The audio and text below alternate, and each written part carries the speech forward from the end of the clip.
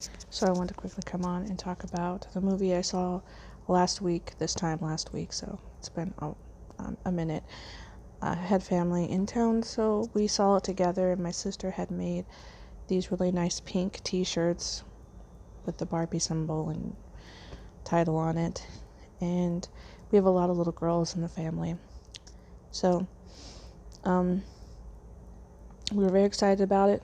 I kind of knew, because I've seen reviews, that it wasn't going to be good and probably not good for my nieces. And my sister knew too. We were highly, not just disappointed, but it felt kind of like a kick in the gut. And I think the reason why is because it's one thing when you have people who don't have your religion or believe in your belief system kind of dogging you, but then there's political dogging. You have to be in a certain mindset and a certain type of hive mind in order to kind of sit in certain circles. But now women are even attacking other women, and nobody likes a gynecologist. It's not people's favorite. There were jokes that my niece caught, and she was highly offended by it. She talked about it for the rest of the day, and we're just highly disappointed because it kind of was weird, because the movie wasn't wrong. I mean, as women, we can't even go see a Barbie movie and just bond with our little girls without being spoken down to, you know? I don't even think I'm that preachy in my Jesus videos. I don't think I'm that preachy, but they're very preachy. And even when I had family members who aren't, right-leaning like me, going, hey, that was offensive. That was really, really preachy, and that didn't make me feel good. The movie knew what it was supposed to be, and it kind of sprinkled it in toward the end. But my sister cried about it because she was so disappointed. She was sad that she actually took her little girl, who was very little, to it, and we felt tricked. So as women, we got the short end of the stick again, but it wasn't like some dude in a suit. It was other women who decided we were not worthy, maybe because we chose motherhood or something. I'm not really sure what the agenda there was. I don't know to what end. I don't know how it serves the filmmaker or the people who made the film. It would have been really cool if they made a guys and dolls version. You know, that musical with I think it had Frank Sinatra and Marlon Brando, and that would have been kind of cool, because you could have kind of this little game. I know the Barbies couldn't be a Christian women or something like this, but they could have spun it to be maybe even a little leftist if they wanted to. I would not prefer that, and a lot more dancing, because that stage they had was just, they had all the right tools to make something great with it. And now I feel like not only on television do I not have any options, news, I don't have any options, music, unless it's something that I'm listening to on Spotify that I choose. Just watch a movie. It's like they forgot the agenda of watching a movie. When you go to a movie, you're supposed to forget yourself and the world you live in.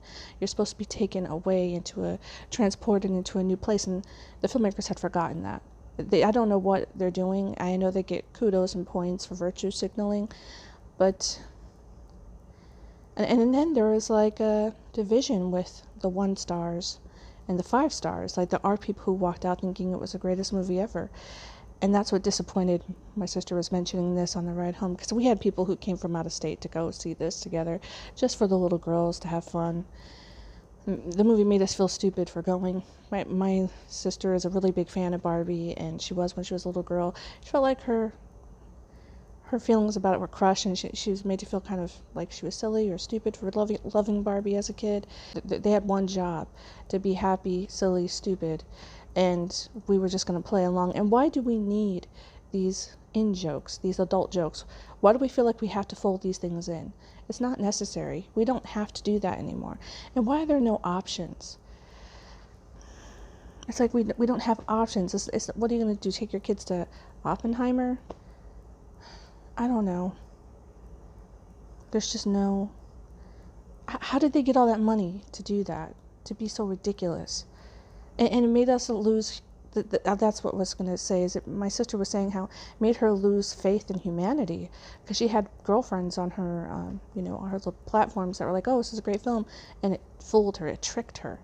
And she said, Can't believe there are people out there that would watch that. And I mean, were they scrolling on their phones? What were they doing? Were they zoning out? Did they not pay attention? And it just broke her heart, and it broke my heart for her too. And I don't know how you could walk out of that film and not see it for what it was. I have no idea. And I think what got me more than anything, it's not just because I'm an adult who went to see a stupid film and was like, oh, this is really dumb. No, it was the fact that my nieces were so affected by it. They were so bored, and I had the niece that was really offended. And I'm hoping that it will swing things the other way. Maybe my niece, when she gets older, she'll be part of the group of people who says no more of that. You know, I was highly offended. I went to have a good time with my family, and this movie made it to be about them and not about the simple, happy, stupid sing-along it was supposed to be. And I don't want to be involved in that anymore. Maybe she's going to be part of the group of people who decide no more of that. And if Hollywood crumbles, let it crumble, because it does nothing for anybody anymore. And as far as that strike, AI can do it better. This is Linda of Crisis King Forever. May God be with you.